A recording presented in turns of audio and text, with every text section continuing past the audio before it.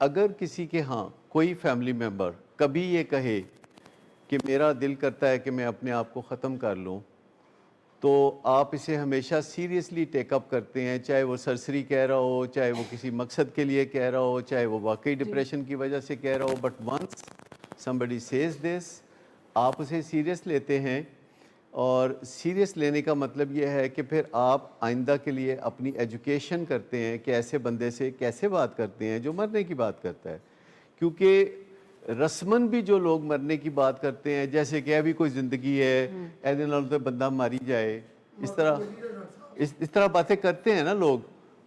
جیسے دوستوں میں لوگ بیٹھے ہوتے ہیں تو کوئی ایک بیچ میں اپنا کوئی نقطہ نظر بتاتا ہے، کہتا ہے کہ جی دیکھیں نا ابھی کوئی زندگی ہے، مہنگائی اتنی ہو گئی ہے، ایدے نالوں تے بندہ چنگا ہے ماری جائے.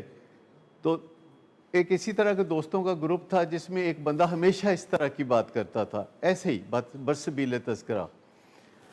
تو کچھ دن گزرنے کے بعد وہ بیٹھے بات کر رہے تھے تو اس نے پھر یہی کہا کہ اے دیکھو نا ابھی کوئی زندگی ہے، ایدے نالوں تے بندہ ماری جائے. تو اس نے دیکھا کہ اچانک فضا میں ایک سفید رنگ کا ہیولا سا بننا شروع ہو گیا ہے، جیسے کوئی سٹیم سی بننی شروع ہو گئی ہے، اور جیسے بادل سا چھا گیا ہے، اور اس میں سے پھر ایک فرشتہ نکلا ہے.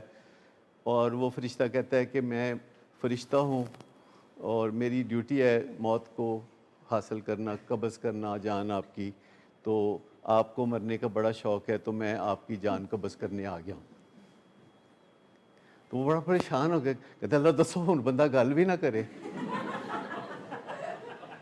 تو ایون کچھ بھی ہو، کوئی بھی بندہ جب یہ بات کرتا ہے نا کہ مجھے زندگی کی بجائے موت کے خیال آتے ہیں، تو یہ ایک سیریس معاملہ ہے. ضروری نہیں کہ وہ خودکشی کرے، لیکن اس کی زندگی کی جو خوشبو ہے وہ ختم ہو چکی ہے اور اس کو ریوائیو کرنے کی ضرورت ہے.